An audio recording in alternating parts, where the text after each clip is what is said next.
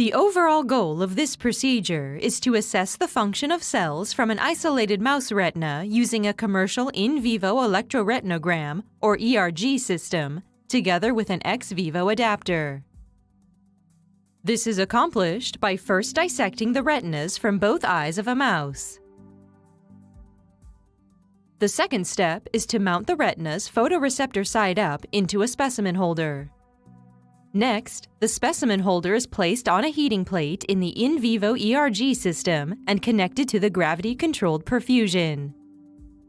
The final step is to connect the electrodes of the specimen holder to an amplifier and stimulate the retinas with light to obtain ERG responses.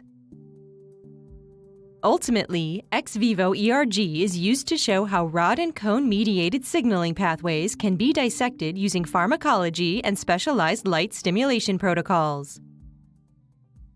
The main advantage of this technique over other existing methods, such as in vivo ERGs or single-cell recordings, is that it provides higher signal-to-noise ratio, longer and more stable recordings, as well as possibility for easy and quantitative pharmacological manipulations.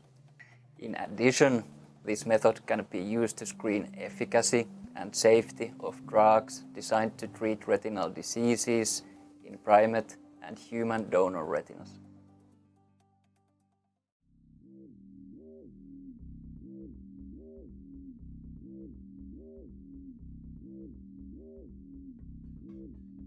At least one day in advance, modify the specimen holder's bottom part by gluing some black-gray filter paper to the top of the domes.